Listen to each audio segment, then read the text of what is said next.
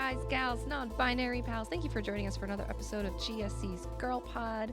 It's me, Candy, and I am joined by Brit today. Brit, how you doing? We're good. It's early. I've got coffee. I'm here with you. You're here with me. We're here with them. It's a good morning. I also have coffee because it is it is early. It is not even 9 Nope. a.m. Nope. But we wanted to make sure that we get a recording out. So here we Yeah. are bright and early with our coffee, making sure that we get episodes out for you. Uh At the time of the recording of this, I haven't quite posted the belated Valentine's to everybody yet. But like I said at the end of that, that was not a goodbye. That was just a belated Valentine's, and also reminding you that sometimes we need a buffer, and that was our buffer. Hmm. But if this is the first time you're tuning in and you're like, "What the hell are you talking about, woman?" Go back and listen to that. It's not even 10 minutes, so it won't even take you too long. But here we are to talk each episode on Girl Pod about gaming from our perspectives, adding more voices to the gaming conversation. Because even though there is growth in these areas, there's still bit of male domination in the gaming area. So we're here to represent other voices. That's what we do here. But before we start, if you're not already following the channel or the Spotify, make sure you click that subscribe button. If you're watching this on YouTube, clicking subscribe will also get you to our weekly news podcast that comes out just about each week. If you're on Spotify, I'll put the link below so that you can also find the weekly news podcast if you want to get your news there. And if that's not enough, make sure to join us over on the Discord, which will also have the link in the description, and check out everything that we write news, reviews, guides, editorials over on gamersocialclub.ca. That's the website we write for. That's how Brit got stuck with me and now can't get rid of me. Stuck. Stuck. Sure. But that's how this all came to be. You can hear the history also on that interlude episode. But as we do on this podcast, let's talk about what we are drinking today. Since we're both drinking coffee, I'm going to start because mine is very boring and Britt always has a nice coffee. So mine is literally just regular coffee made in the machine. Um, but we got a little fancy apparently with the creamers that we bought. I did not go to the store to buy them. Um, so the creamer today is the Starbucks caramel macchiato picked up at Costco because Costco always seems to have like the massive Starbucks ones. So Hmm. we'll probably be drinking caramel macchiato flavored coffees for a couple weeks. And what do you have today? So I am drinking, I think I've had it on the podcast before, a banana bread latte. So 2 shots of espresso. It's got banana syrup, shortbread syrup, and then steamed oat milk because I'm lactose intolerant.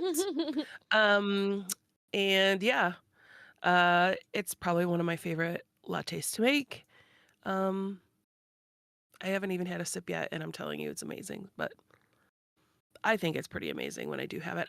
You've had it I made before my and it sounded amazing. So yeah. yeah, I made it for my so okay. I didn't make coffee for my daughter the other day. I make her steamers, which is just like steamed milk, Yeah. and I added a little bit like of chocolate to it to make it like chocolate chip banana bread. And she's like, "Oh, I'm gonna have this every day." And I was like, "No, you're not, because I'm the one who makes it." Um, but I think it's one of my favorite lattes, and I don't like bananas. I don't Mhm. like bananas, but something about banana flavor, like banana runts, I'm okay with. Okay. I mean, that's fair. I do like banana. I do like banana flavoring. Like I always tell people, if you're ever in New York City, go to Magnolia Bakery and get their banana like cream pudding thing because Mm, it's so good. That's like my if I really need to pick me up after work or something because they sell them in different size tubs, and they have mhm, like individual sizes. If I really need to pick me up, I will do that. But if you're ever like anybody who's listening, if you find yourself in New York City, they have it at Grand Central, they have it at Hudson Yards, and I know there's a few other spots. Um, the banana pudding is mm. to die for. Uh, and then they also usually have seasonal puddings, and, like, for October, they had a pumpkin pudding, which I am always hit or miss on pumpkin, but it was so good, and they also have different things at the bakery too, so if you're not a pudding person, Mhm. there's other things you can get there. Everything is delicious, it's so good. Um, and again, I'm a big fan of banana, but everything there, they have lemon bars, they have different types of cookies, cupcakes, just Magnolia Bakery. If you're in New York City, check it out. I think I've been to one in Dallas. Oh, they might, yeah, they might have more. I think they've been to the one in Dallas, maybe. Yeah, I only see the like outside of the city. Uh, Maybe it was Austin? Austin would Somewhere in make sense. Texas. I feel like Austin would make sense. Yeah, because Yeah. I feel like they're only in like cities. Like, Yeah. and I know Austin is a There's one in big. Chicago. Mm-hmm. There's one on the Loop in Chicago because 'cause I've seen Yeah. it. Um, I think those are the only 2 places. Of course, it's gonna be in the city. Mm-hmm. So very far away from me. There's a lot Mm-hmm. in the city. There's even one in Bloomingdale's. Yeah. Yeah, they have these, like, Dang. partnerships where it's like a little pop-up or not a pop-up, but like a little area or what I've seen also is, like, that'll be the cafe instead of like, you know how I guess Target has some, like, Starbucks and, Mhm. you know, Yeah. different one like, that will be the cafe in certain spots, but, Yeah. oh, it's so worth it. I'm like, "Oh, maybe Am I'll pick up I some stuff later." right in saying that there's vending machines too? They do have Or some is stuff, like, more shelf stable stuff, like some of the cookies and things like that I've seen, Yeah. will be in, like, vending machines, like, they might have the cupcake in a c in a container that you can get, I wanna say they might even have one of those at Hudson Yards too, but, like, the stuff that's not exactly shelf stable, I haven't seen in the vending machines, at least not Okay. as much. I know there's a lot of vending machines like that I've seen in airports and Mhm. things like that of bakeries. Maybe it's that other cupcake place. There's another There's so cupcake. many. I don't Uh know. I've seen Milk Bar in vending machines. I've seen Mhm. so the fact that someone comes in because it's not like, you know, Yeah. it's not like it's like, "Here, we're gonna ship this cupcake," Yeah, like someone this drives big ass every day. cupcake. Yeah, someone drives every day to load that up probably, or at least a couple times a week, especially at an airport. Yeah. I mean, and especially at So, an airport because they're, going through a good amount, just the number of people at the yeah. airport. And then it's like, oh, that line for this place is going to make me wait 20, 25 minutes. Maybe I just need Mhm, something to grab and take on the plane real quick. Right. Like, mhm. I mean, Yeah. it's I've seen so Build-A-Bear overpriced. and Oh, yeah. Build-A-Bear, makeup, things like Hmm. that, all in vending machines. I was like, "Dang." I was like, "I don't need anything. I just wanna buy something to be I've nosy." I've only bought I think I've only bought, like, headsets, which was very expensive, yes. But it was like I was at the airport. I think the flight that I was flying, I think it was when I was going to San Diego, so it was like a 6-hour flight, Mhm. and the headsets that I had broke, and I was Oh, like, "Oh, that's I the worst. cannot do 6 hours with nothing." So I ended Yeah, up having to splurge on headset I yeah. mean, great headsets, I will say, Mhm. but I was just like, "I can't believe I'm Way spending ex it's like this much." extortion at that point. Yes. 100%, and Yeah. I don't have them anymore, but I had them for years, and I, like, for a while, was using them for everything. So, Mhm. did I get my money's worth? Yes, but in that moment, did it hurt to spend that much money on a Oh, pair of yeah, especially because 'cause headsets? you're about to go somewhere and spend money and you're like, Yeah. See, I have a pair of AirPods that I've Mhm. had for years, but on planes, because my ears are popping as it is, it hurts to put them in my ears. Yes. So I bought, like, this $20 pair of Bluetooth, like, headphones that are just, like but they're, like, nice over the ears like Mhm. this, and I'm like I use them for I bought a second pair just to have in, like, rotation Yeah. because, like, they were white and they're started to get, like I have red hair, so of course it's gonna rub off, so it's Mhm. all in the inside of these white headphones, um, Oh, yeah, but even just, like, but face oil and stuff, and you start to yeah, see it, makeup, and, like, yeah. mhm, Mhm. yeah, so, $20. That's That's all they were, but they relieved so much, like, pressure from my ears. Plus, like, if I lost them on a flight, I wasn't, like, You're not mad super about it. upset. Yeah. No, because how many times have you heard someone like, "Oh, no, I left my headphones, or I left my iPad or laptop at Mhm. the airport," and it's either a mad dash to go try to find it or call, or they're like, "Ugh, I just lost however much money," and you're Yeah. like, "Yeah." Yeah. That's why I try not to bring expensive things despite wanting the entertainment. I'll Mhm. bring a physical book instead of my Kindle and things like that, so, That's fair. That's fair. yeah. But I hate I traveling anyway. It's few and oh, far between. I like traveling. I sometimes hate the airport experience. I think that's the part. Like, I'm okay getting somewhere, but Like, because I don't mind the flight itself, right? Mhm, It is part, and it depends on the airport, I will say.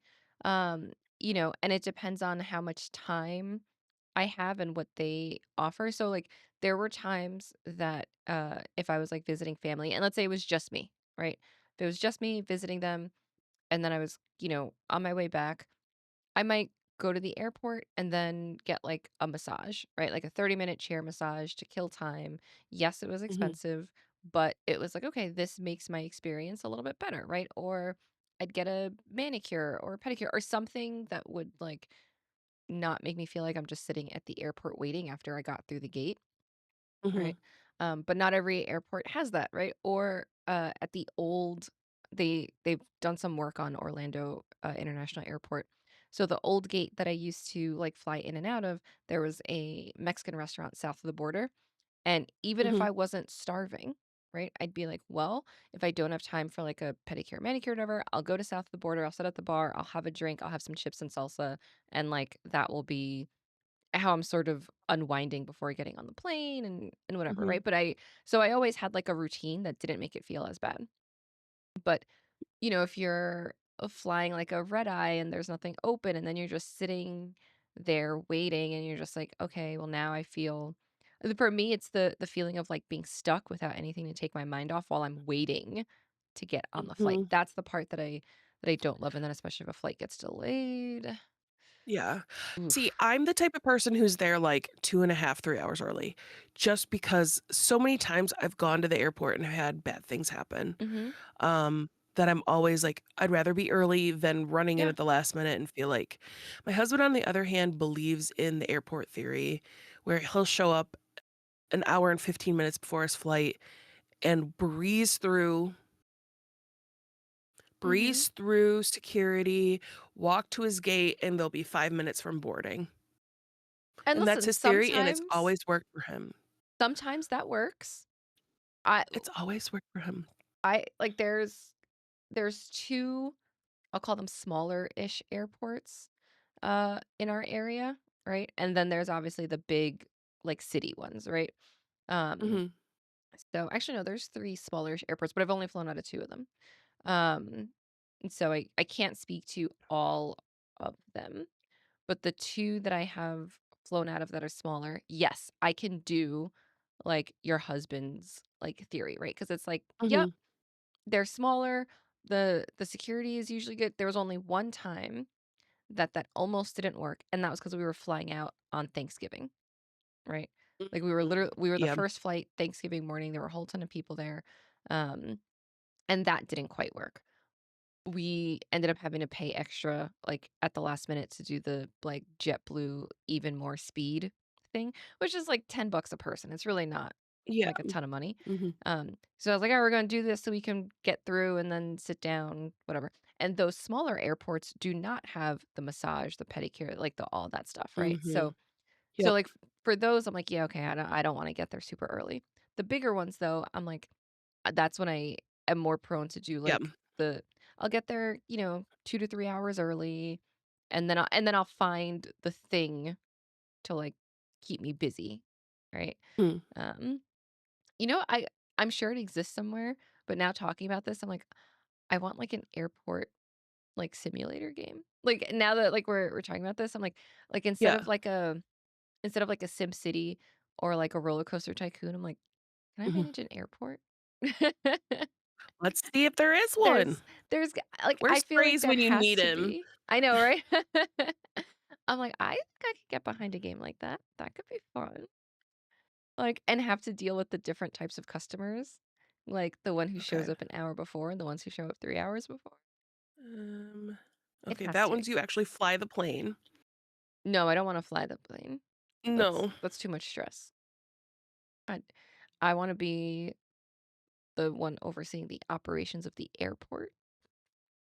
I just feel like that could be fun. Okay. I don't know. Hmm. If it doesn't exist and you're a game developer, please make it exist. 'Cause and then imagine having to, like, your airport's getting so busy. Can you upgrade it? Can you add another terminal? What airlines are you making like, are you allowing to fly out of there? What airline is gonna consider your, like, airport its Yeah. home? Like, I you could do so much with that. I I feel don't like that know. could be so much There's fun. there's a lot of flying ones. So we need Like a lot of an airport sim one. yeah.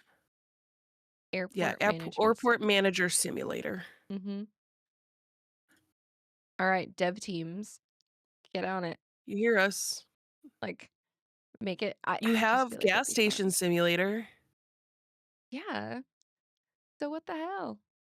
I mean, I could envision it now, like, beta testing, you maybe only have, like, 3 different airlines that you're working with, and obviously, you'll sort of make them sort of puns or jokes on other airlines, right? So, you know, instead of, like, Delta, maybe it's, like, Omega, right? Because you keep the Greek letter thing, right?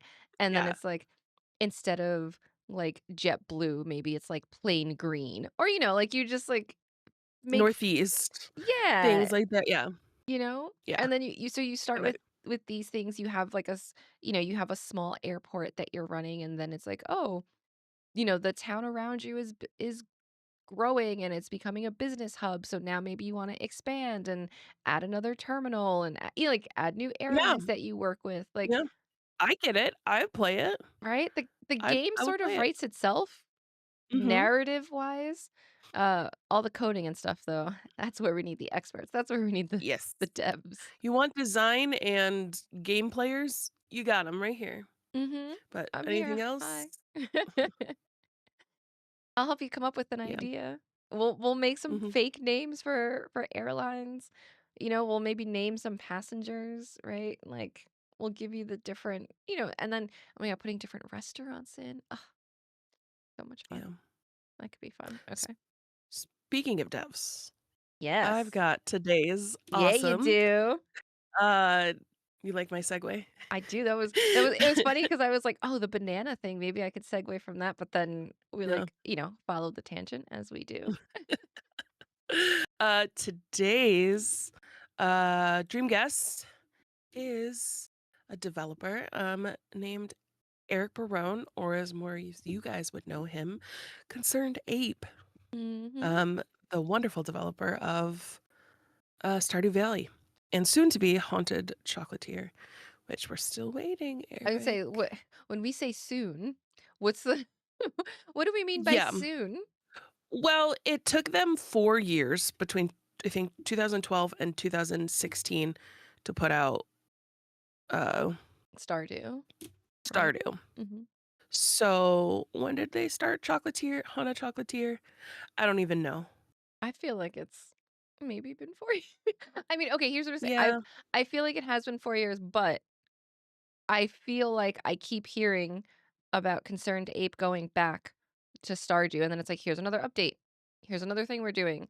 Now we've just Mhm. added more romance marriage candidates or whatever. Full disclosure before anybody tries to come at me. No, I do not play Stardew. Yes, there is a clip of me on Twitch where it's literally a 2-second clip where I say Stardew sucks, right? And people get mad at me. I think it's like I say that and then you just hear Sean in the background go, "Wow." And if I ever play Stardew again, I have already said that it is going to be a Joja Mart run, right? And some of this is me just being dramatic, And some of this is like true experience. First of all, I don't have a grandfather to leave me a place that I can go and farm on, okay, because I don't know my grandfathers. So rude, number one, and that is me being overdramatic for fun. But two, the area in Stardew, how it's so like, and I know it's supposed to be sort of nostalgic and that's why it's like stuck in the past and things like that, right? And then Joja Mart is like the evil corporation that comes in. Um and like modernizes and takes over and ruins this thing. I grew up in a town that was so old school, like to the point where at least in Stardew they get mail delivery. In the town that I grew up in, we didn't get mail delivery to this day. They still don't get mail delivery. You have to go to the post office and pick it up because they're so back in the day. Um, you know, and playing that game sometimes when I did try it, right?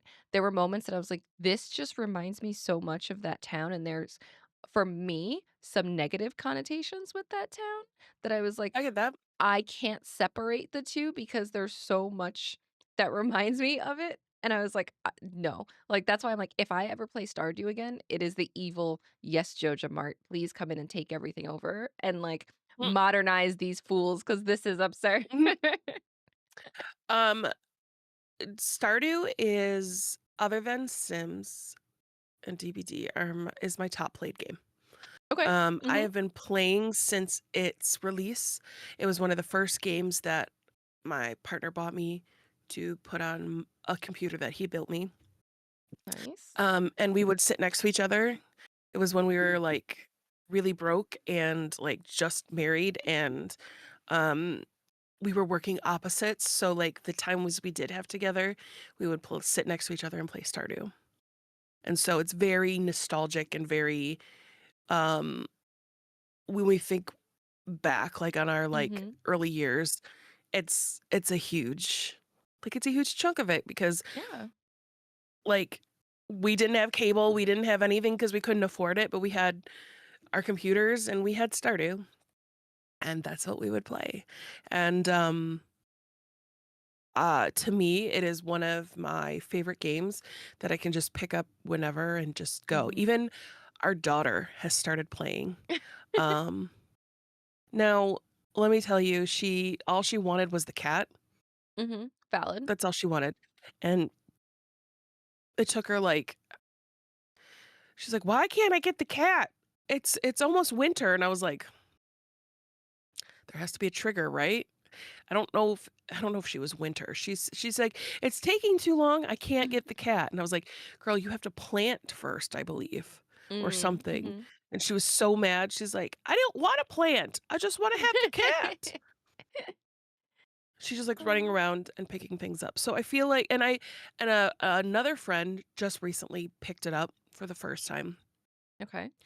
and started playing, and we play over Discord, and just hearing her learn how to play Mhm. and um seeing I guess seeing it from the eyes of someone who's playing it for the first time, it like after 10 years of playing it Right. is just, it's just wonderful. Mhm. Um I don't know. And I know we have very different opinions on it, but I would really like to sit down with him and just pick his brain from everything cuz Mhm. everything is made from scratch. Yes. And that's why I believe Haunted Chocolatier is taking so long, because I don't Mhm. believe he's bringing over coding from Right. Stardew. I think he's just rewriting it from scratch, and that includes all the music. Mhm. So I know that he added another person to the team. Like they added like another person to help write code and stuff. So I Mhm. don't think he's doing it solo anymore. Um, But still but 2 people for, if it's anywhere near the size of, you know, Stardew, right? Like mhm, 2 people is still not a lot, right? At mm-mm, the end of it all. no, no. And that's the thing, even though I have, you know, obviously we have different opinions on the game, right? And even though Mhm, I don't like the game and won't play it, right? I understand the appeal for a lot of people, even without like, like you and your husband have a story that like that is part of mhm, what makes it so special to you, right? Even mhm, just as a game, right? I understand the appeal for a lot of people, right? I'm like, it's just not a Yeah. game for me. So like, fine, Mhm. whatever. Um, but like I can see where people are like, it's calming because it's this, right? What I will say is it's one of those that is almost deceptive, right? And not deceptive in a Mhm. bad way, right? Mhm. When I say deceptive, because like, all right, again, I think it's been a while since I've said this. But if I'm gonna be a hater on something, one, I will give it a shot, and two, I will usually do my research before I'm a hater on something, right? And Mhm. again, I'm not hating on it, in like a this is bad, just on like a it's Mhm. not for me. But when I say deceptive, it's because the colors are bright, things look nice, right? Unless you go in the mines and things are a Mhm. little bit darker because you're mining, which makes sense, right? But when you get to know the characters and you get to know their backstories, right? Everybody's backstory is not light and fluffy, right? Like Mhm. there are much deeper things at play in this town, which is probably also why I'm like, yes, this reminds me too much of this town that I spent my teenage years in. I'm a GTFO, right? So Mhm. maybe that's also where I'm like, I can't do this. Yeah. Yeah. Um, but so it's, and that's where I say it's deceptive. But on the flip side, that is because you are giving people deep characters, right? You are giving them good Mhm. character development. You are giving them good character writing, right? You are giving them a variety of characters to learn and engage with and then also giving them their own likes and dislikes and their own triggers, good, bad, in between. Um, and I think you don't want to repeat that exactly in the same way. So it makes sense that Mhm. then your next follow-up game, would you would have to put a lot of work into it, right? You would have to really think Mhm. about how do I not make this a reskinned copy, even if the art style stays Yeah. the same, right? Mhm. You don't want to use the same storylines just in a new setting Yeah. because, that's not Mhm.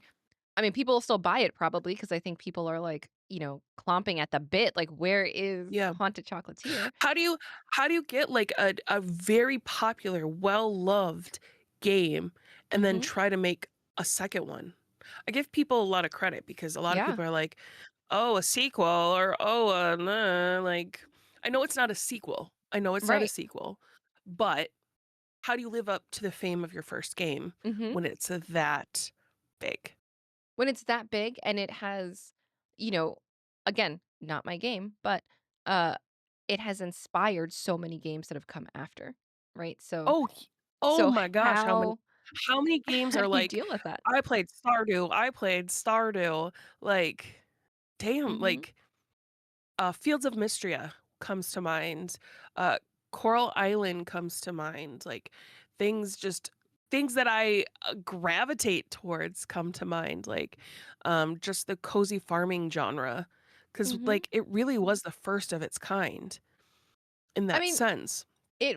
I think it was I don't want to say it was the first of its kind because there were other things that had farming mechanics, but I think it revolutionized what Yeah, we yeah, think that's a of better with way to with put it. farming mechanics because I mean Maybe there was more like of what it's the was one it? that hooked people. It's one that hooked people. Um, Not Rune Factory. Rune Factory is a spinoff of Harvest Moon, I think it is. Um, And there's like Harvest Moon is kind of the heads like I far Harvest Moon is probably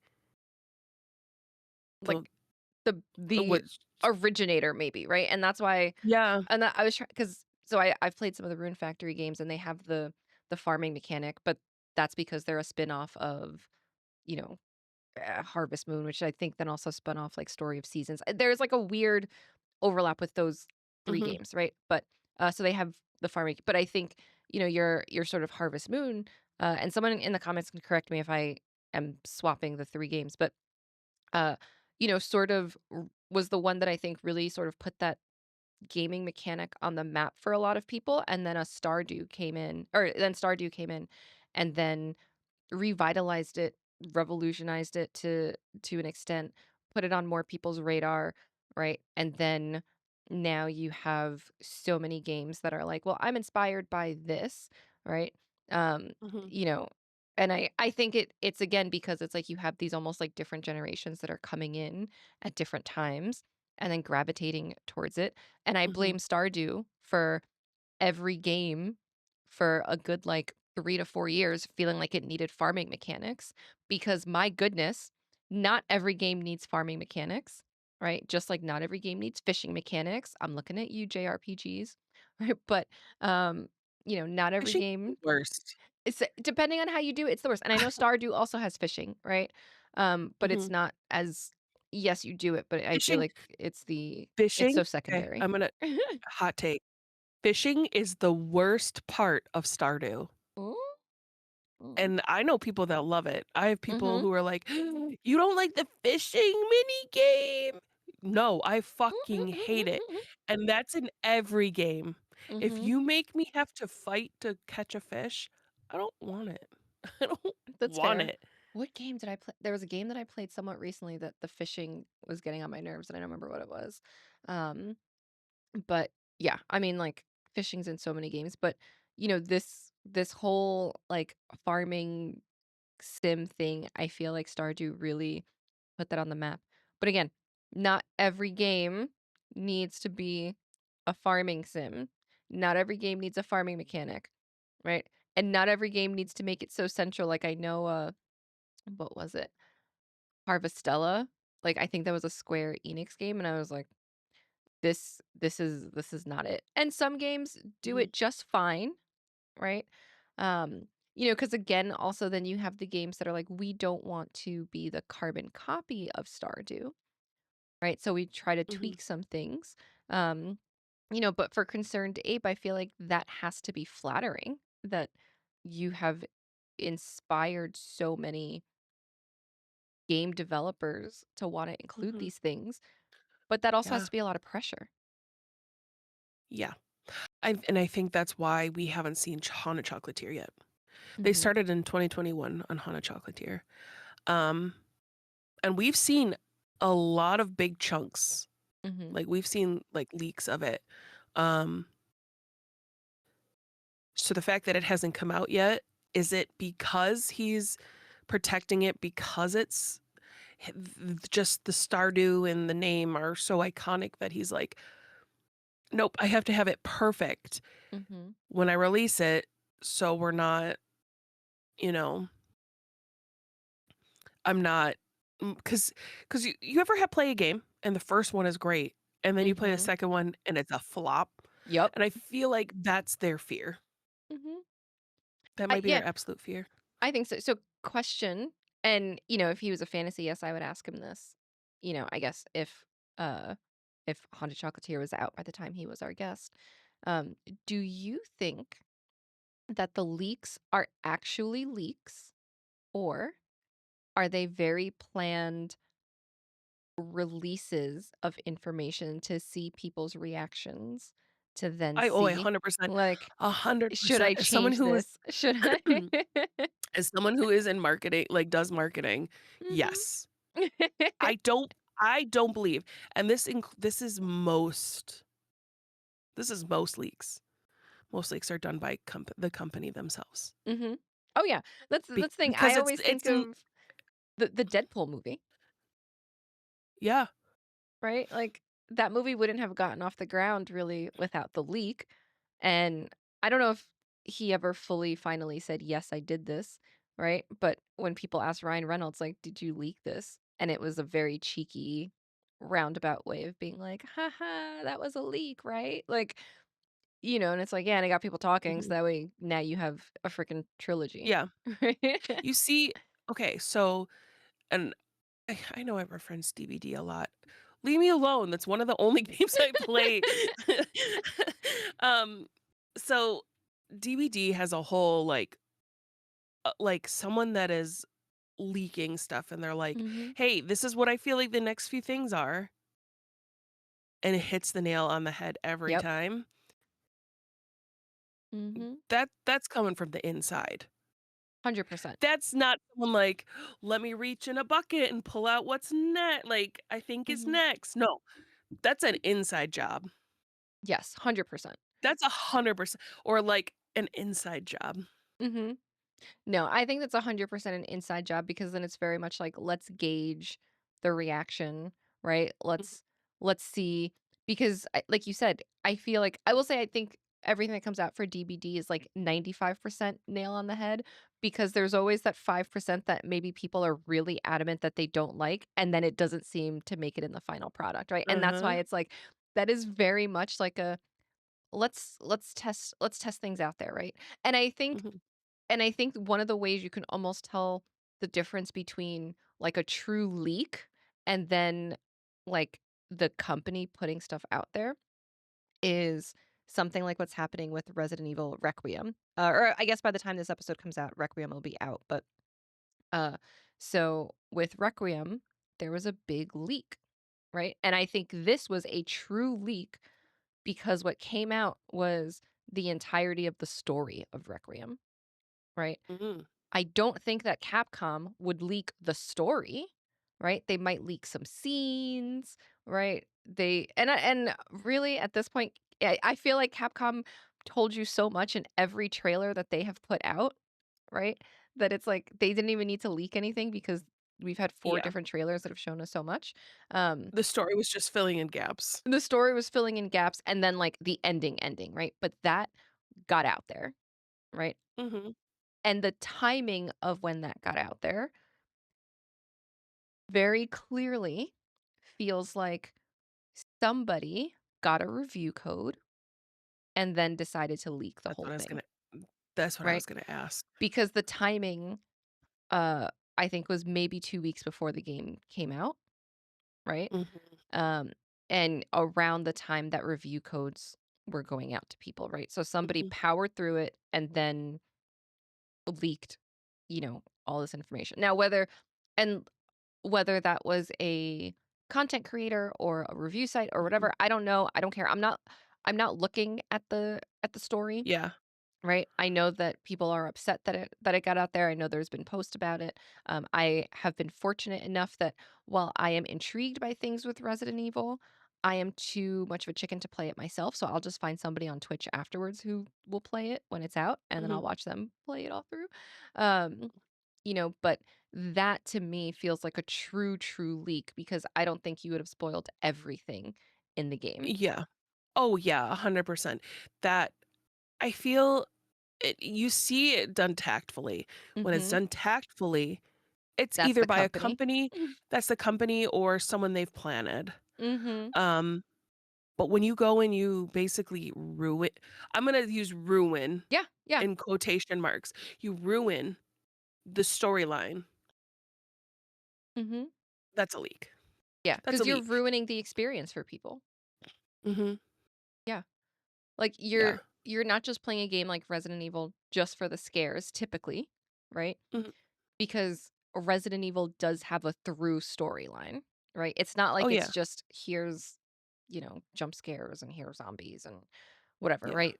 There's recurring characters, there's, all these things. Um, so that to me feels like a true leak, which sucks for people that, you know, really want to dive in sort of blindly. Like I know that we have some Mhm. people even on the GSC team who were like, I'm not watching any of the trailers, right? Like they Mhm. refuse to really do any like trailer watching. Other people have jumped in to cover like the Resident Evil news because they are like, I do not want to be spoiled, right? I Yeah. want to see this as it is, right? Um, and yeah, I do I do think based on some of the trailers, right? Based on trailers alone, I'm like, yeah, Mhm. okay, there would be things that would be spoiled if you had seen some of the trailers. Um, so I think there is that sort of element to it. But I think like I almost wish we had almost like a different verbiage. Like there's the true leaks that are some jerk who Mhm. gets advanced information and puts it out there, or a disgruntled employee that puts stuff out Mhm. there versus like the very planted leak. Like I almost It's wish there was like marketing. yeah, because It's that's the thing. It marketing. really just becomes It's marketing. it's We it's call it a whoops leak, but it's like whoops marketing. Whoops marketing. whoops Oh, marketing. oop, it's out. Right, because You it's guys like like it? You guys like it? do Do you you like like it? it? Should I tweak Yeah, something? Like, what's yeah. happening? Like, is this good? Is I this like I 100% feel like that is when it comes to DVD leaks that Mhm. that's what they're doing because they're like, "Hey, Five Nights at Freddy's is coming," like or like someone's like, "Five Nights at Freddy's is said to be coming to DVD," Mhm. and then, like, just look at the comments. You're either for it or against it, or you're like, "I don't give a fuck." Right. But, Right. like, um, people are like, "You still haven't brought Jason into the game." Like, "Oh, we're still waiting on Jason." That's I don't care. Here's my opinion. I don't care who comes in the game. There's Mhm. nothing we don't like whatever. Whoever comes in the game, if I buy them, I buy them. If I Yeah. don't, I don't. I don't really care. Um, it's reading people's reactions to the leaks or who's Mhm. coming is my entertainment. Yes. 100%. Like, there was and this was rumor, right? Because I don't think this ever got posted by the DVD leaks, right? And you know what? Not rumor. I shouldn't say rumor. This was wishful thinking from people.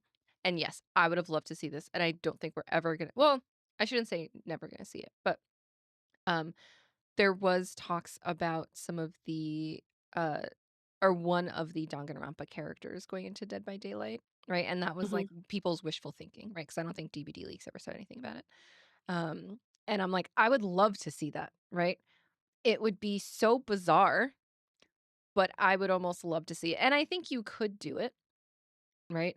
Um, and the reason I say I think you could do it is because there's enough tiny characters like Chucky and the shorter twin and things like that, that you could have this little Monokuma bear. And I know if anybody is like Japanese, Kuma means bear. I know, but his name is Monokuma. And for those of you who don't speak Japanese, right, he's a bear. mm, Um, you could have little Monokuma running around, and then very similar to with Chucky, when Chucky grabs survivors, that's when you could have spoiler come in and pick up, the and again, I'm just saying spoiler so that mhm, way, if people do want to play Danganronpa after all these years, um, you know, pick them up and hook them or whatever. Um, you know, I would absolutely love to see that. It would be weird and fun, and if they didn't have Tokyo Ghoul in there, I would almost say that would never mhm, happen, but clearly they have sort of broached into some of these other things. Um, mhm, with Danganronpa, 2x2 coming out, maybe at some point there'll be potential. I think, when people were talking about like, "Oh, like Monokuma coming into this," and I think at that point we hadn't heard about Danganronpa 2x2, but they knew that something was happening with Danganronpa. mhm. So I think wires got crossed as to what we were getting. Didn't help that Monokuma's voice actor all of a sudden was posting things with Monokuma, and it was like, "What are you doing? What you working on, boo? What's happening?" Yeah. But that'd be fun. But that was like the different, and I think that's why it's like there's these categories now of like, here's wishful thinking, here's a rumor, here's Mhm, whoops marketing, and then here's an actual leak, right? Like yeah, here are these different things. And then, for someone like Concerned Ape, it would almost be curious, I'd be curious to ask, like, do you listen to the wishful thinking, right? Do you maybe look at any of those like rumors that come out, mhm, right? To see like what is it that people are talking about? What is it that they want? Is this something viable? Is this something that works with this type of a game? mhm. What am I willing to, whoops, marketing did this. And then, Yeah, how do you respond to a leak when you do a little bit of that? Oh, here's some marketing things, right? Like, mhm, so with these sort of four categories or whatever, like how do you navigate that as the developer? yeah. And not and make a game that you're proud of rather Yes. than just and I think this is a lot in a lot of what the games I'm playing lately, um, in reviews and stuff like that, there is a huge section or just a huge developers that are like, "We're listening to the community, we're listening to what you want," but where do you draw that boundary Mhm. Yes. of, "We wanna add things that you guys wanna play," but also kind of like stick to not necessarily railroad, Mhm. but also like, if I add one more thing, your game is going to be 77 gigs. Like, you know what I mean? Mhm. Um, where do you draw the line? Where do you draw the line of where you're listening to your community and also listening to what you want in your game? And where do I think it's that, and then it's also, like, where does your creative vision, like, become not yours anymore, right? Because Mhm. I think that's also a big part of it, right? Like, yes, obviously, you want your game to do well and you want people to enjoy your game, but I think it also is, like, where's that fine line, right? Because I don't think you start to develop a game without having some sort of a vision, right? So Mhm. your creative vision, in my opinion, should not be ruined or, totally tossed aside just because, some people said X, Y, and Z, right? Because I think, yes, obviously, there is some aspect of the consumer that you want to appease them and you want them to buy it and you want them to do all that. But the customer is not always right. And Yes. sometimes they don't know what they want, especially if it's something that you're trying that's maybe new, right? You're trying to implement Mhm. something a little bit quirky, a little bit different, right? A new mechanic that maybe hasn't really been used before in a certain genre, right? Whatever that might look like, they may not know that they want that, so they may say no, I don't want it without even having tried it or Mhm. seeing how it fits into everything else in this game. Right? Yeah. So where do you strike that balance? Mhm. I've seen, so, if you guys haven't seen my, preview for Star Sand Island, I've been following Star Sand Island for the last year and so, and I finally got my hands on a preview of it. Um, it's now released in early access, so if you guys are looking for a game, it's on sale. Probably it might not be on sale by the time this goes live, but it's a good game. Um, I really, really enjoy it. Now, this game started as a Kickstarter.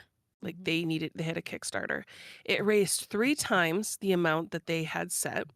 So Nice. they kept making stretch goals. And their stretch goals were not tailored towards g- gameplay in the sense of quests and stuff like that. Mhm. It was more like, hey, if you guys hit this goal, we'll add more animals.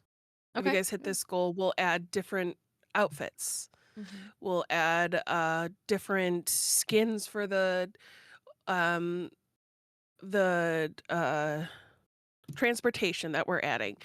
Okay. Like, you guys get to help pick clothing and what this person wears and things like that. Mhm. So they've involved the community enough where they know what their likes and their dislikes are, but also enough that the whole like we're just decorating the shell here. Mhm. The inner mechanics are staying the same. Yes. The community is helping build the shell.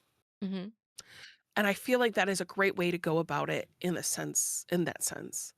Um, now people have had their say on like, hey, this works, this doesn't work, that they've been listening to, that is a huge part of feedback for early access, Oh, especially. yeah. Um, but I don't feel like they're, ruining what they've have Mhm. built. So, um, the customize like the being able to customize in this game is so just open-ended that I feel like it's almost overwhelming. Okay. Mhm. Like, think of Sims where you can build your house. Mhm. You can do that in this game too. Like, you can build, like, a blueprint or whatever, but you can also, like, build your house from scratch, Okay. which no, not right now. No, there was too much in the game that I couldn't, um but I feel like that just is a great way to look at. Now I understand that these people are paying into the Kickstarter, Mhm. but I feel like they deserve a little bit more say into your game, but like, But not to ruin the I don't mechanics, right? Because yeah, I think the other which thing too is if you're that far along with the game and then you're trying to introduce more mechanics, what are you breaking? oh my gosh, and there's a lot of moving parts and in this game specifically, there's a machine for everything. Like, I there's, like, a machine for cutting wood, there's a machine for building wood, there's a machine for this, and so there's so many moving parts. If Mhm. you're listening to community's input, how many more machines are you gonna make? Right. Like, so I just feel there's gotta be that line. Yes. And And where there is that has to line? be. Does it depend on the game? Does it depend on if people are supporting you via a Kickstarter? Does it Mhm. depend on what does it depend on? And Right. where's your line? Right. I think that's the biggest thing. What is that line? How do you define it, right? And I almost feel like yes, maybe it does depend on the game, right? Because if you are creating a single player game, maybe there is less listening to, you know, everybody because you have a much more definitive vision, right? Mhm, Maybe something like an MMO, you want to get more feedback because you're like, well, if I'm one person that has this vision, but I'm creating an MMO, let's say, right? An MMO is massive multiplayer, so you need more opinions and more, thinking and, more what is it that would actually make this feel not fully individualized to each person, but that would make it worthwhile to have to actually play with other people, right? Like, and maybe, mhm, and then co-op games, right? Again, if you're one person, right? And I'm specifically using the one person example, right? In thinking about like, somebody like ConcernedApe, right? Um, mhm, if you're one person but you want to create a co-op game, right? Maybe you do need one or two other voices, right? Or, you know, and when I say voices, not that it has to be an individual person, but like a specific type of player, mhm, right? mhm, Um, to say, well, this is what would make co-op really amazing for me, and this is what would make mhm, co-op amazing, and then be like, okay, is this something that can be built into this game and make it work so that it mhm, does feel good individually or co-op, right? Like, mhm, and maybe that's where, the creative vision has flexibility, right? mhm, And you can change it and you can sort of morph it.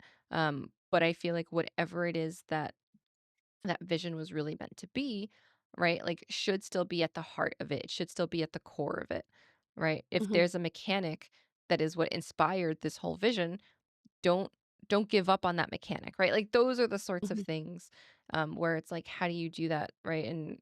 And how do you do that with all this pressure that you have from the outside because of the type of game that you created previously and how huge that game became and inspired so much. So I think that's where, I would really want to dive deep and talk to him about that. And yeah, um, I think it could be really interesting, even as someone who doesn't mhm. play his game.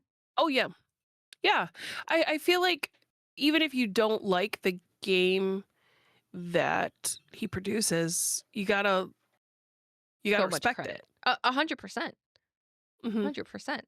Am I mad that it made every other game want to put a farming mechanic into it? Yes, because I don't want every game to yeah. have a farming mechanic. I don't I mean, I love hate that, especially because now we always say, "Cozy is what you make it," but for those who kinda put cozy in a box, in the sense of, like, um, cozy games need to have this to be considered cozy. Mhm. Farming Simulator is, like, the top of the list, Yes. Mhm. and I think that's unfair. Do you know how hard farmers fricking work?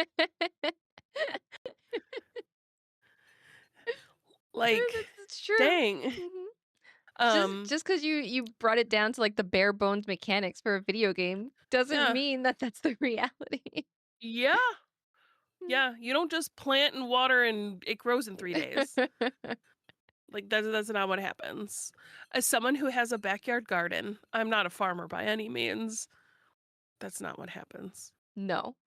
God, no. You have to we don't have it in this apartment, but our old apartment, there was, like, outside space, and I just remember being like, "It would be so nice if we had the pumpkins already, or it'd be so nice if we already had, Mhm, whatever," and it's like, "Okay, it's been It's been 3 weeks. How's that pumpkin look, right? Did you rotate it? Did you do this? Like, how's it look now? It's been another week, or whatever it is. Not that it's Mhm. a few hours and here it is. And also, right, in these farming sims, just like, oh, you really need this fruit or veggie or whatever it is that you're growing, and you're on limited time.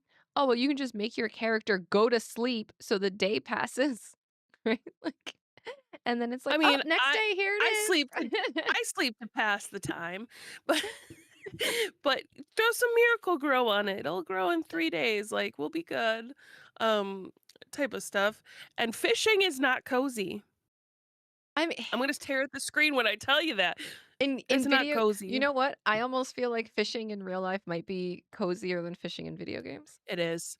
It is, and I hate fucking fishing. I feel like 'cause My it husband and is daughter like love it, and I'm just like, sit on the boat and wait and relax and zen out and then wait "Mhm. for a bite. Like that feels cozier No." than it is in video games. I feel like I have to aggressively hit my mouse button to get like, specifically in Stardew Valley, I think it's the worst, and they're like, "Just wait, just level up, continue to level up," and I'm like, I have to play it to level up." No, Mhm. no. Spam click this button to get this thing to jump, no. And let me tell you, I've had my fair share of fishing in cozy games. Mhm. Like, you have to spam a button. You have to like, in Animal Crossing, you have to wait till you hear the bite and then pull. Mhm. Like, you could make it as easy as possible. I just don't want it. Yeah, I don't want it. I don't want fishing and everything. I remember being like annoyed when God, was it 10 or 15-year anniversary? I don't know. Maybe it was the 10-year Skyrim anniversary or whatever, where they were like, and we're adding fishing. And I was like, why? Why? Why are we I doing won't this? touch it with it. Like, stop it. Mm-mm. No. As someone who so I played Skyrim, way back in the day. As like as if it's, like, that old, but It I is at played this it point. It is. And I we're mean, still waiting for and Elder it's Scrolls 6. I played it in its early years. We'll say that. I played it in its early years. I didn't play much, but I recently played it last year for a community challenge, and my moderators in my Twitch channel picked all my mods. Did they make you go fishing? No, they Okay, good. didn't. They They're good didn't. mods. Kudos mods. GG's My mods are mods. amazing. Mhm. Um, Instead they made the Death Star the moon and, Mhm. um, a giant golden chicken and things like that. They made very obscure things and they made me guess. Like all the cages were Nicolas Cage's face. Um, so it w I don't want fishing in every game I play. No. I won't touch it. There I are so didn't many touch games it. I don't touch it. I didn't touch it. I'm Like, trying to think what's the game that I've probably touched the fishing mechanic the most in, and it's mostly because I wanted to spend time with some of the characters and make money. It's probably Disney Dreamlight Valley, which I haven't touched in I don't even know how long at this point. oh, I haven't either. And I I know they haven't keep either. putting out expansion packs, uh, but I got that game gifted to me, and it's partially because I'm a big Disney fan. Um, Although I'm very mad at them, and I think part of the reason I haven't picked up any of the packs is because let's not forget, once upon a time, right? Haha, once upon a time with the Disney thing. They said that it would be paid for people who wanted to get into it early, and then it would be free. And guess what? They lied to us because that shit ain't free. And then they walked it back and were like, actually, to keep delivering you such a wonderful game experience, we're gonna have to keep it paid. And I'm like, you bastards. How dare you? Yeah, but But people keep buying it. I know, I haven't touched it That's in me in quite some Sims time. packs though, so I cannot talk. I know when we talked about the EA buyout, which still I don't believe 100% has happened yet. Um, I said I wasn't gonna buy any more packs or play the game. I don't know, But then they taking a put out the break. royalty pack. Then they put, they know how to fucking get. I mean, listen, I I pre-ordered that shit. I did too. I pre-ordered because it was like, "Oh, come with these things." I was like, "Oh, okay, yeah, I'm just gonna." It's been a while since like there's quite a few They packs know that I how to still get don't you. have. They do, because there's a few that I don't have, right? Like I don't have the one with like the Grim Reaper.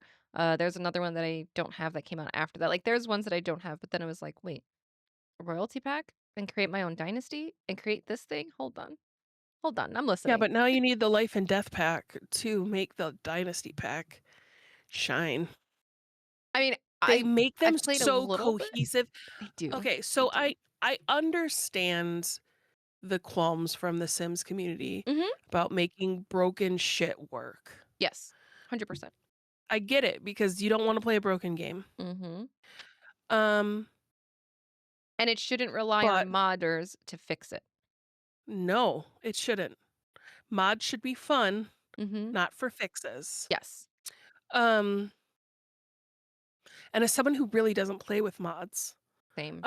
I play with Mud Mod and one mod only. Um, I they've got me in such a freaking chokehold. I have every single pack. I have every single pack. That is sad because of how much money you need to, but I have every single pack. Some Listen, were everyone's gifted, got a some were vice, gifted. okay? Everyone's got a Yeah, vice. it It's is fine. my vice. It is my vice. I don't drink, I don't smoke. But you play The That is my Sims. vice.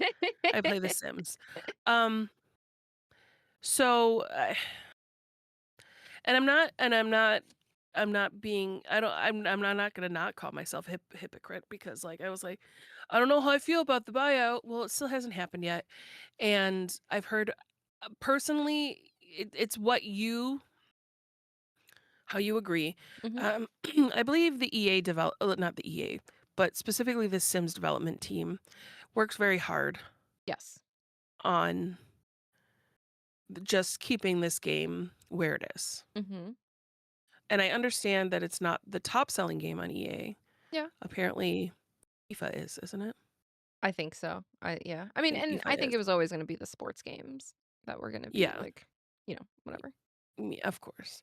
But I believe that The Sims and its community and what it stands for is so beautiful Mhm. that it's over the time I've been thinking since we had like that big where I kind of ranted.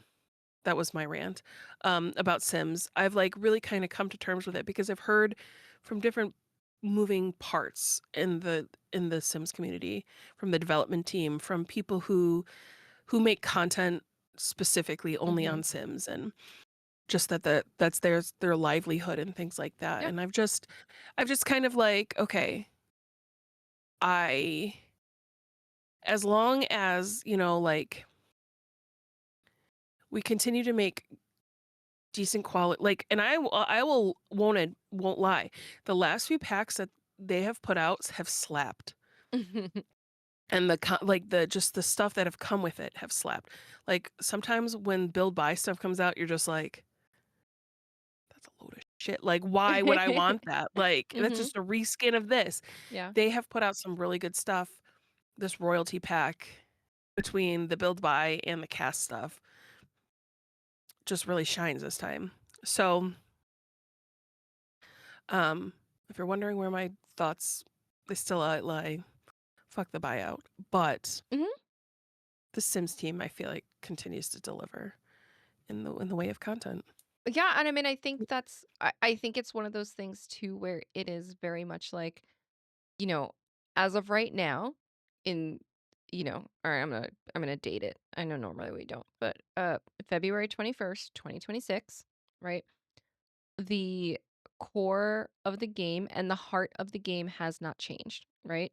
Mhm, So it's still the inclusive Sims that it still obviously mhm, has its bugs and its flaws, as we all mhm, know, right? But what has made the game so loved by the community is still there, right? And I think it would be very different if all of that was gone, right? That is not gone, that is still there, right? So you are supporting something by buying the packs, right? And I'm using the royal you as to anybody who's like listening to this, right?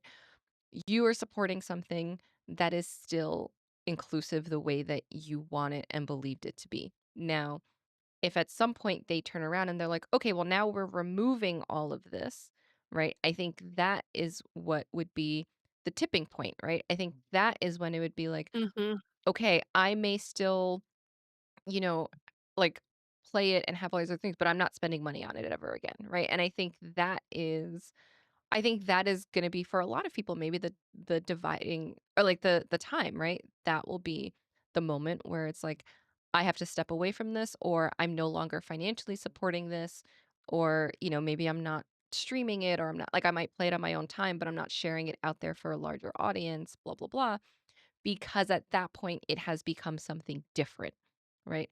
Mhm. As of right now, it is still the same. So I don't think there is I don't think it's hypocritical because it hasn't Mhm. changed, right? I think if and when it does change, and I hope that it doesn't, I think Mhm. that's when then it's like, okay, like if the reasons you loved it so much are no longer there, right? Mhm. But you still continue with it.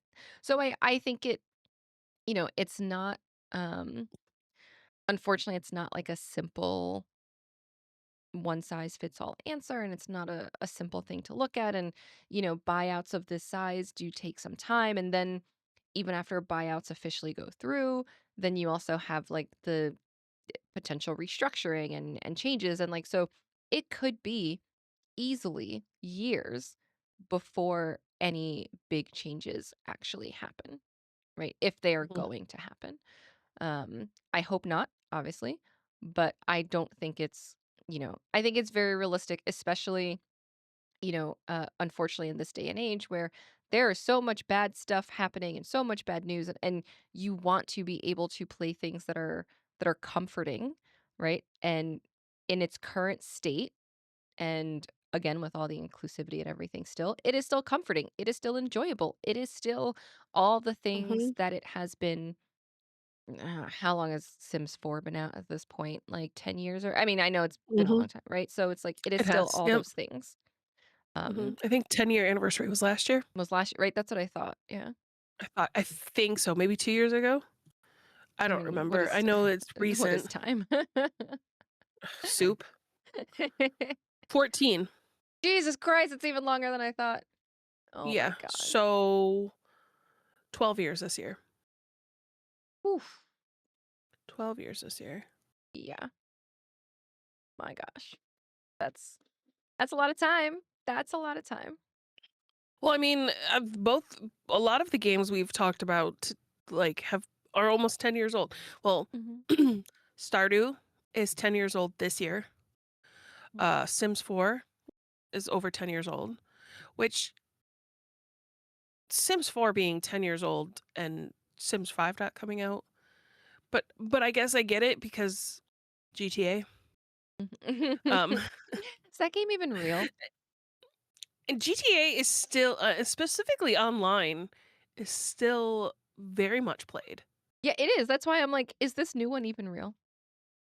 Yeah. Like, at this point, I'm like, "Are you actually coming out? Like, what's happening?" It's just going to take over like you're just living in it. Like you it's IRL GTA. That I feel like that's where we're getting. I mean, I'm pretty sure some people already live that life. Not me. Just full disclosure, not me, but I'm pretty sure some people Not already me. do. I'm innocent, don't come for me. Like, I'm pretty sure there's already people out there, you know? But I see people play like GTA all the time Oh, yeah. with Mhm. like online role play and stuff like that. Like and Yeah. I've watched Twitch streamers do it.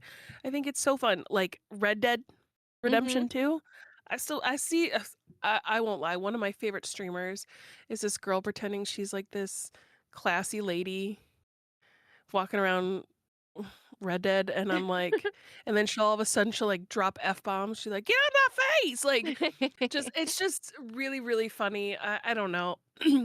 I don't have the time for it, but like I think that's my guilty pleasure is watching GTA and Red Dead No, role I mean, playing that's fair, online. but that's also why I'm like, you still have these, like, vibrant communities and everything, like, actually like, do you actually need to rush and put out, and I say rush, I know it's been a long time, but, do you actually need to put out the next GTA, right? Or you, in theory, could keep bumping it the way they have been Mhm. to refine it and fix it and blah, blah, blah, right? It's not like people Mhm. are not playing a GTA game. It's not like GTA has sort of faded from people's Yeah. memory. None of that, right? Like, it is still Keep it very much alive. keep it like Keep it like Vice City or Andreas, where it's just you can play with another player, but it's not online. Mhm. Because what is the need when GTA 5 is still so vibrant and well played? Mhm. Yeah. That's why I'm like that's why sometimes I'm like, I don't know if GTA 6 is real. 5 is still thriving. 6, we've seen some things for. You've given us some information, but, like, That is it really a see, 2026 that's release? see, the thing is, like, that's what makes me skeptical. I haven't really seen much from GTA 6. We saw let's see, they gave us a trailer. They gave us not character trailers, maybe a story trailer. I forget exactly what they called it when they gave us some of the stories, uh, because it's the 2 characters, it's the guy and the girl that are, like, in a relationship, and they've given us a little bit of information on side characters. They showed, like, one other trailer, and I feel like that was it, right? And that's why I'm like, "Is this real? How far in development is this, like, really? Like, what are we talking about here? Like, how far how close to done are you really?" I'm reading that the monthly cost for GTA 6 is gonna be an estimated $10 million. That's crazy. Mhm. Yeah. It's a lot. Well, they're saying it's groundbreaking AI, realistic city environments, and expanded multiplayer features. Mhm. What are the odds you get that before the end of this year? And it works. I think that's the thing too, and that it works the way you are marketing it. GTA 5. Let's use it as this. It works like GTA 5 works. What are the odds? And I know some people really want it to come out, but And I get it. I get it. I get it. Everyone has the game that they are waiting for. mhm. Yeah. Ooh, what game am I waiting for? I don't even Yeah, know. let's talk about that. What game are you waiting for? I don't even know. Like, now I'm like, "What am I really waiting for?" I'm looking at my wish list. I'm waiting for. I'll while you're thinking, I am waiting for Paralives. It comes out in May, Mhm. and I have been watching it since before 2021. Um, it's supposed to kind of actually head to head with Sims. Mhm. Like, I'm trying to think of what I don't think there's anything, like, at the same scale that I'm really waiting for. Um, Okay. in, like, thinking about games that I am excited for, uh, I'm excited for this Danganronpa 2x2, right? Okay. Um, which is a remake of the 2nd game and then also, like, a new scenario. Um, Mhm.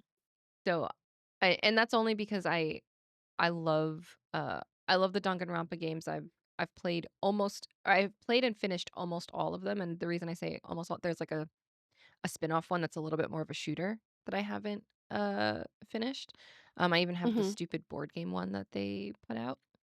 Uh but I really love basically anything that Kodaka, who is the original mastermind behind Danganronpa, has put out. And while he did not directly work on this one, I think he, like, Mhm. oversaw some of it and, like, gave feedback. Um, so, like, I'm optimistic about that one.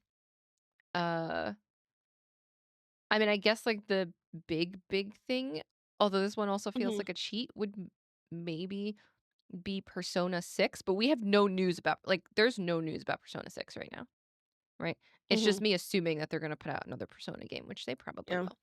They're giving us Mhm. Persona 4 Revival, which I will play, right? Even though I just played Persona 4 Golden within the last couple of years for the first time. Um, and then Elder Scrolls 6 will get in like 10 years and they'll just keep re-releasing Skyrim. Um, but there's not something that I'm like I've been actively following in the same way. And even when I talk about Elder Scrolls 6, I've only played Skyrim, and I know they put out that remaster last year that we own that I just haven't touched yet, right? So it's like I think that's why in my mind I'm like I'm not crazy waiting for something because I'm like Mhm. there's enough of things that are similar that I could go and like jump Yeah. onto. So I don't feel that same like, oh my God, I'm waiting for GTA 6 or like I'm waiting for this, you know?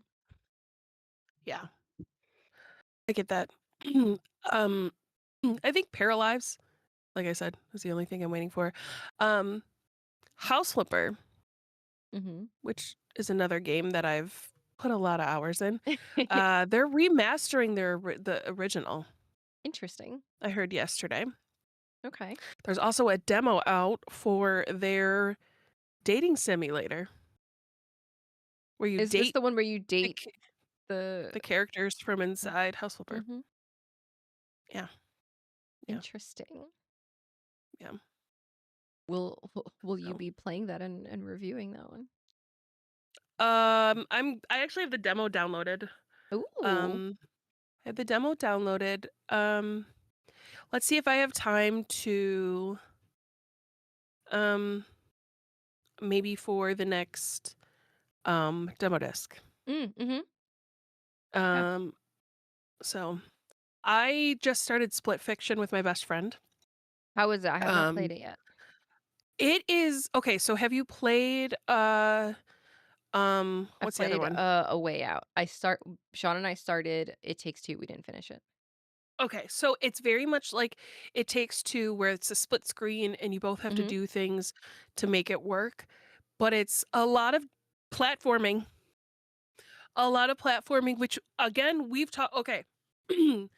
I messaged Candy and V this week that I started playing Mhm. a games that were outside my realm.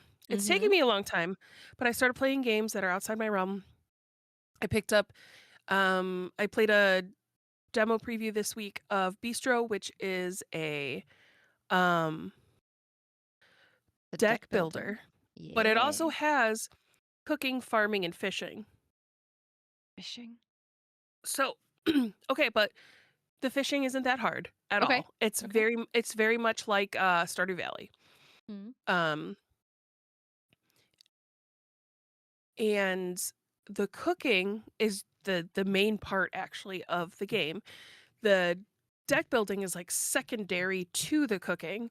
Okay. So you make meals for the people who are fighting, Okay. and each ingredient has a different flavor profile, and Okay. each flavor profile makes a new card.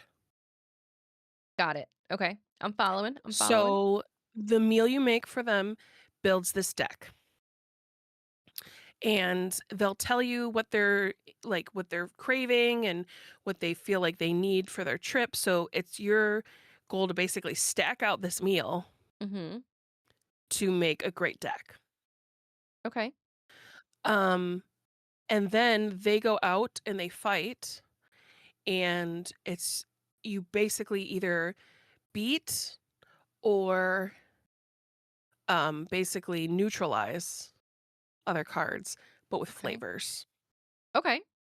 Mhm. So, like sour, you beat it by sweet and things like that. They have like a little table to kind of To tell help you you, along like with it. mhm. Yes, but it's not centralized on the deck building, which that's why Balatro scares me, and a lot Fair. of where the main gameplay is the deck building. Mhm.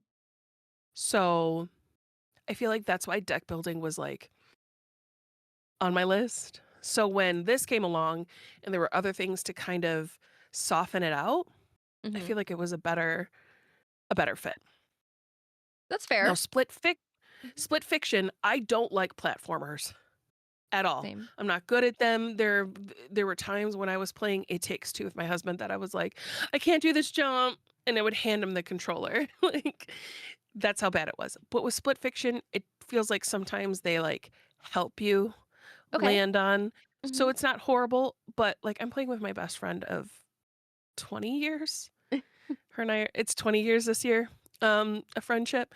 So it's the first time that her and I have really played a game other than, like Among Us and stuff together. Mhm. So um, we're both parents and we're both, really busy. So to like sit down and play a game with my best friend, I don't care what it is. Like, so two birds, one stone this week. We've got two different games that are outside my realm. Nice. Um, both games that I'm enjoying. Uh, Mhm. so yeah, we're really doing it this year. We're So really we could potentially inch you towards deck builders.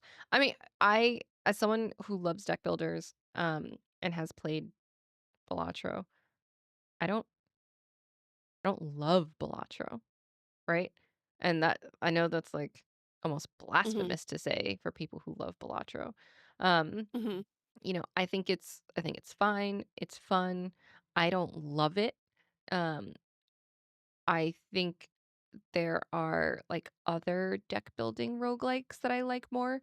Um, mhm. you know, like Slay the Spire comes out March 5th, and oh my god, that game is gonna take my life away. Like, good luck talking to me or seeing me anywhere else.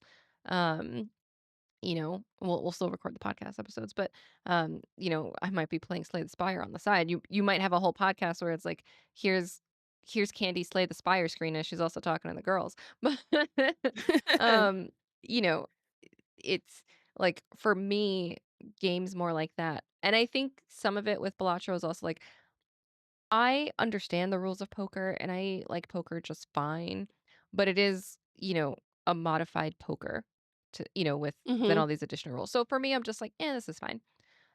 Whereas like I like a good deck builder that has, you know, other components to it and, you know, with like something like Slay the Spire too, it's combat. And ooh, ooh, maybe we could get you to play Slay the Spire too because it has co-op. oh, okay. So even if you're not huge on like deck builders, and if with something like that, if it's because the way the mechanics work, like we could do a girl pod episode of Slay the Spire too.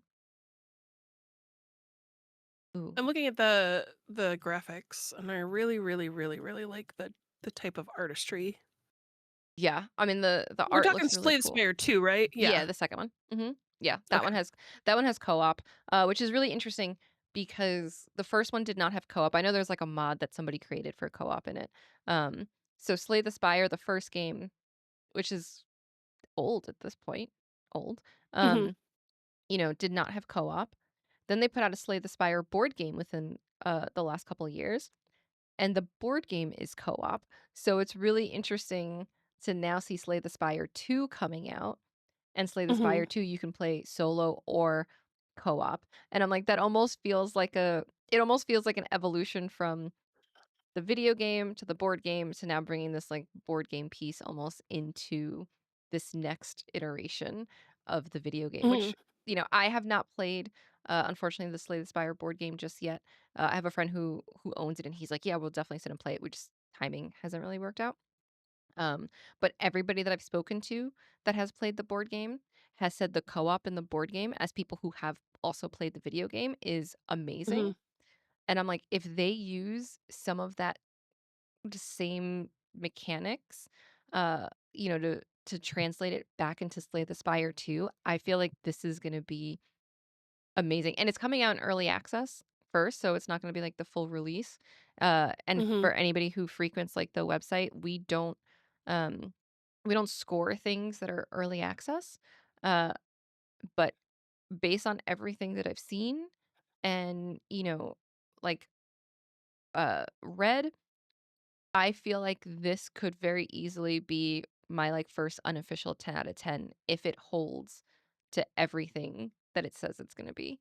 Um, just it looks amazing, some of the new cards that I've seen, the characters that they've brought in, right? I mean, it's just I was nervous. I say nervous. I was, like, mhm, afraid that they were gonna make us wait until, like, the very last Thursday in March because the last update mhm, that we had gotten before this one was basically like, we know we're going to release it on a Thursday in March. And I remember being like, those bastards are going to wait until the last Thursday in March, and I'm going to be at PAX East, and I'm not even going to be able to like dive in and play it. And then it's this, literally this past week, they announced, oh, yeah, we're putting it out, March 5th. I'm like, that's the first Thursday in March. Those beautiful bastards are giving me weeks to play it before I go to Boston. I was like, Eh, "They're not even gonna make us wait." Ugh, Love that. Thank you, Mega Crit. So, like, but it does have co-op, so maybe we can continue to ease you into deck builders by having Mate, it be not on your own. Then it's not just the deck building aspect, it's really the journey that you're taking with your friends. I know I'm yeah, really trying to sell this to you. I know you are. I know you are. My first and only 10 out of 10 is currently 50% off on Steam. Ooh, which one is that?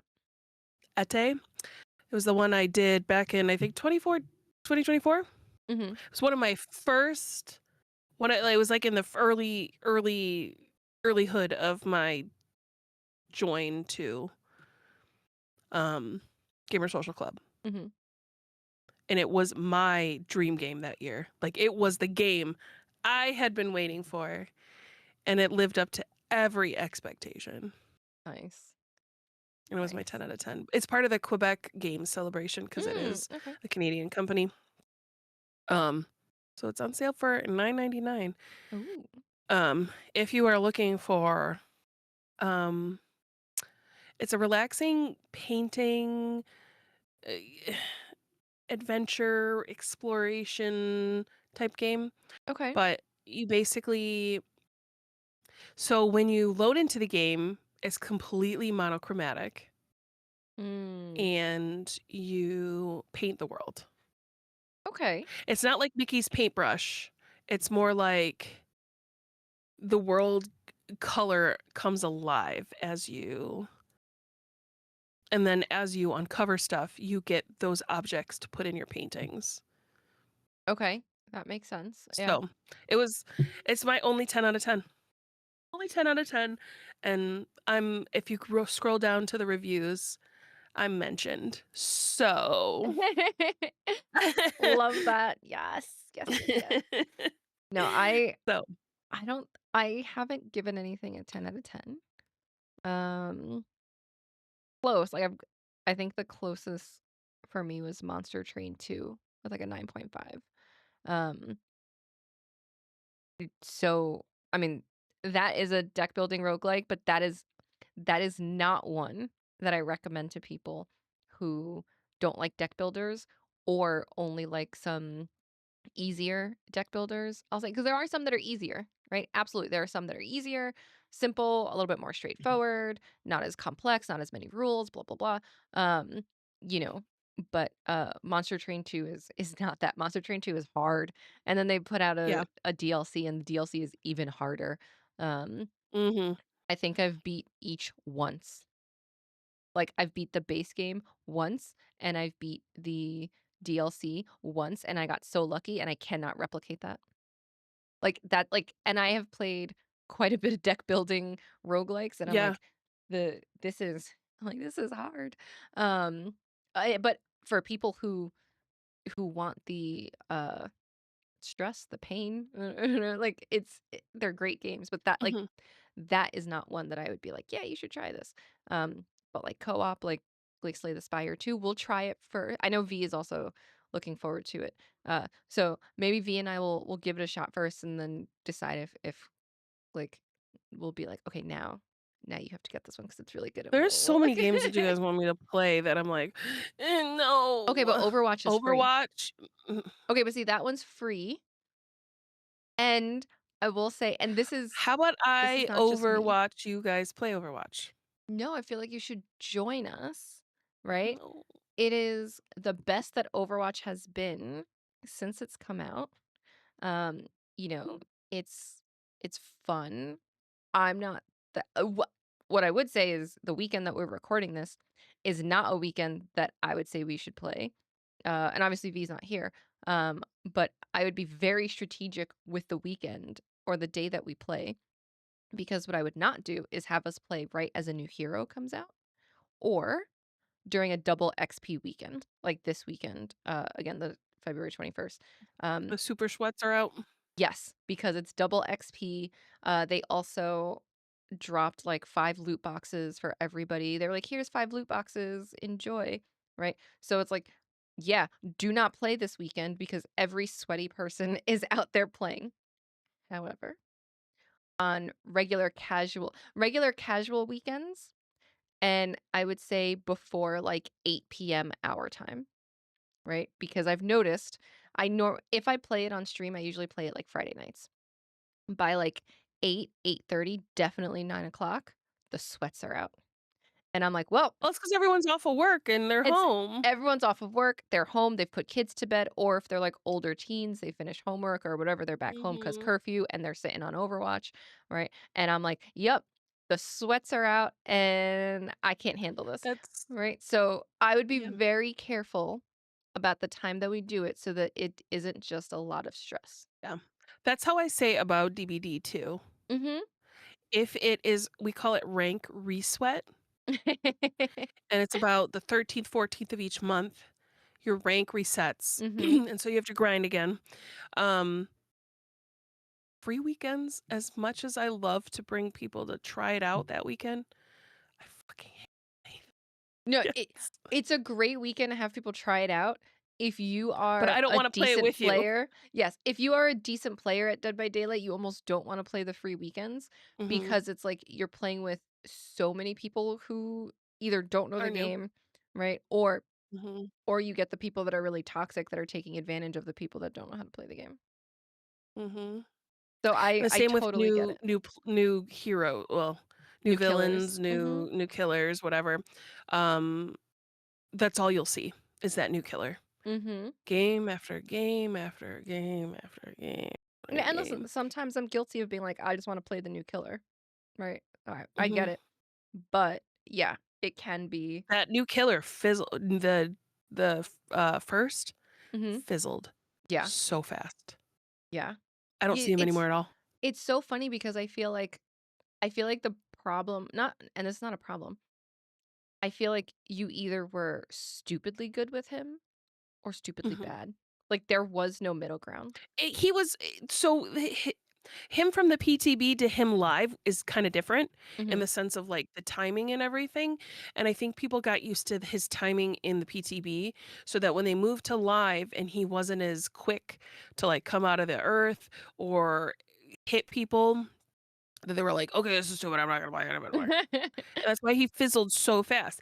But I see the survivor skins and the Mhm. survivor perks, but I do not see See him. him. Also, Right. 2v8 is out right now, so So everybody's doing the 2v8. Yeah, I know, everybody's doing the 2v8.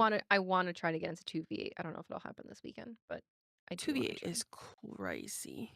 Mhm. It's just chaos all the time. I played with a full 8 stack. Oh my Like, god. there was 8 of us doing a Swift, and the Discord was just crazy. We're all yelling and but the fact was we all spawned in as Megs and Oh just my kinda wanted to god. troll all hid in lockers and basically played hide and seek with the killers. Nice. Like, they had no idea. They had Mhm. just sat in line for 2 hours trying to get into a match, and then we And then we end up fucking with y'all. I mean, we ended up playing like, we at the beginning of the game, we were all hiding in lockers, but, we played correctly after just Yeah.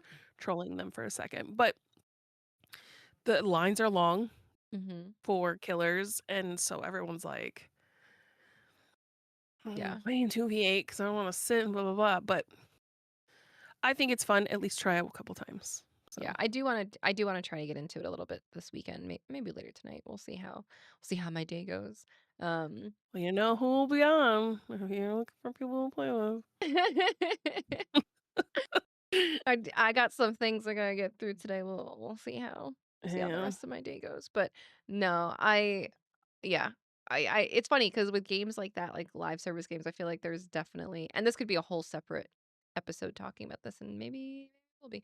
Um, I feel like it is very much like if you are playing with people who are familiar with the game, like, they will tell you, "Okay, this is a good time to do this," right? Or, "This Mhm, is not a good time for us to do this," unless you're okay mhm. with people being sweaty or people being, like, whatever, Yeah, right? Like, it's yeah. really interesting how there are these ebbs and flows of, like, this is a good time for you to come in.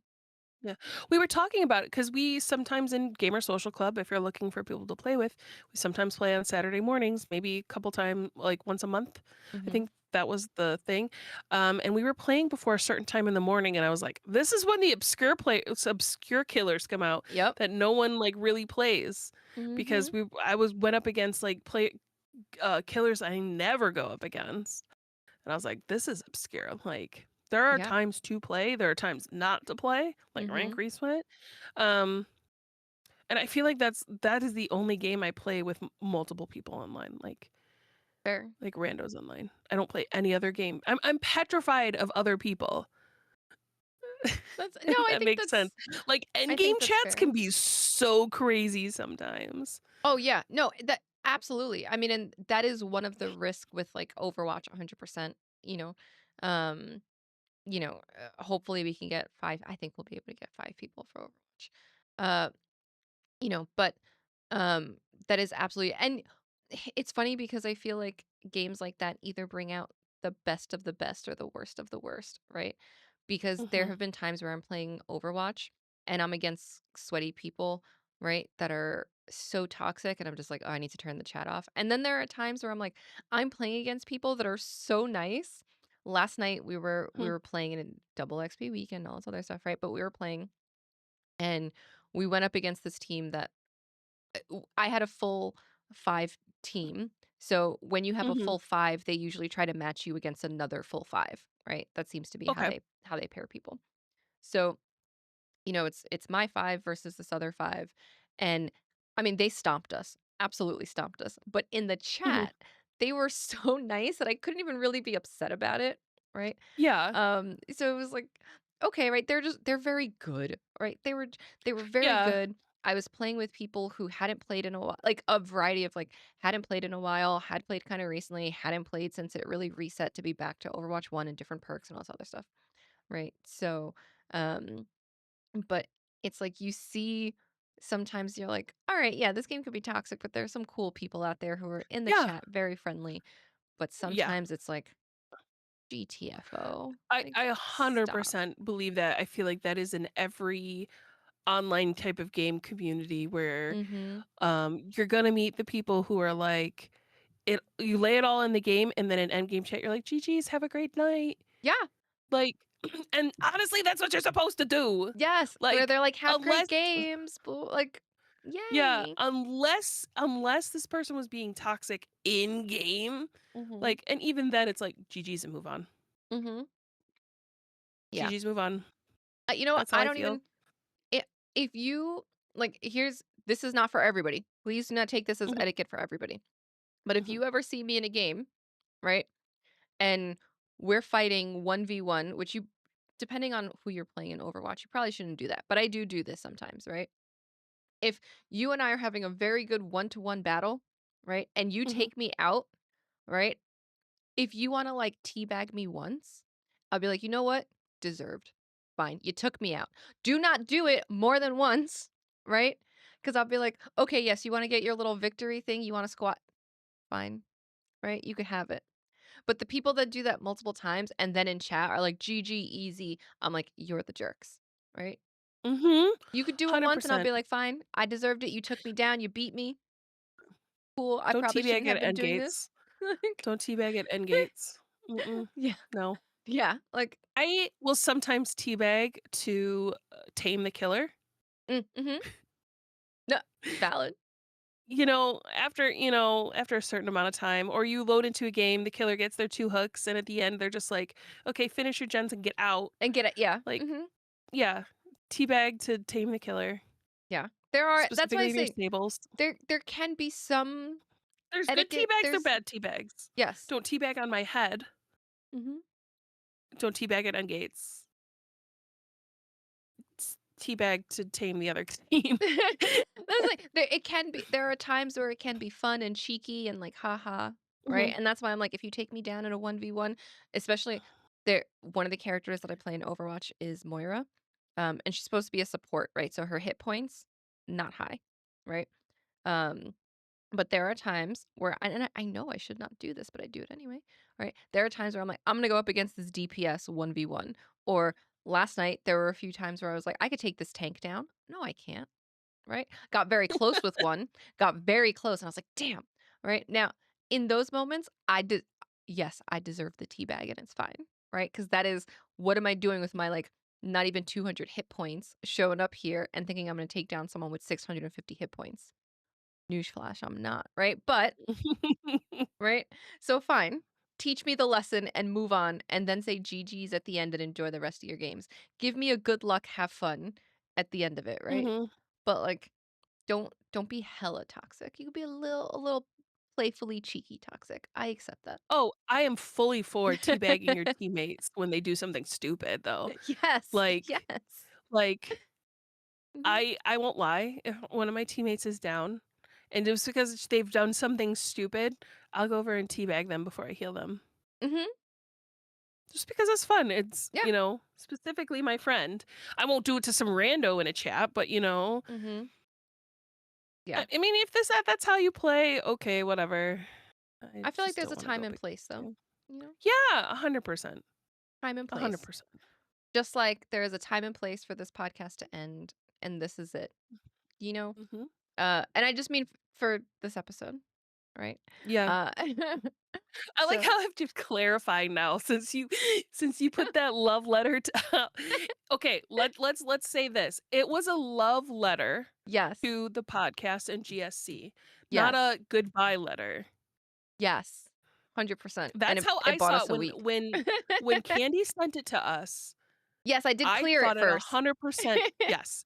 It was I 100% she's like, "Do you guys have anything to add?" I was like, "No. It made me cry on a Thursday I'm afternoon, but sorry. okay." Um, but it was 100% a love letter, not a goodbye letter. Mhm. You think we would leave you? No, I like the sound of my own voice too much to leave you all and stop doing this.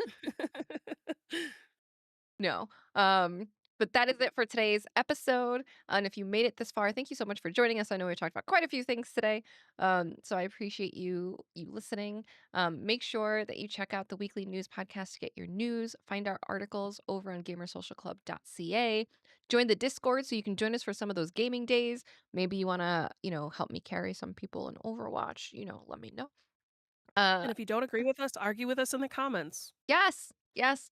In the comments, we see the comments on YouTube. We see the comments on Spotify. I'm the one who uploads, so I will see them. You might get a response from me first, and maybe I'll, be like, "V, we need to fight these people," right? Or be like, "Brit, someone really agreed with you on this whole Stardew thing and thinks I'm crazy. What do you want me to say?" But whatever it is, it's fine. Leave, leave a comment. Continue the conversation. Don't forget to like, subscribe, share this with your gamer friends. If you're on a podcast service, leave that little 5-star review if you're feeling it. And let us know what we did that was absolutely wonderful and anything that I said that made you upset and that, you really want to correct me on. And if I said anything incorrect on the episode, because I know I was talking about Rune Factory and Story of Seasons and Harvest Moon. If I got something incorrect in there, please let me know. Uh, I'm not a video game historian. I just like video games. So if I mess something up there, let me know. And if I messed it up, I'll correct it for next time. So let us know. But until then, have a great day, everybody. Bye.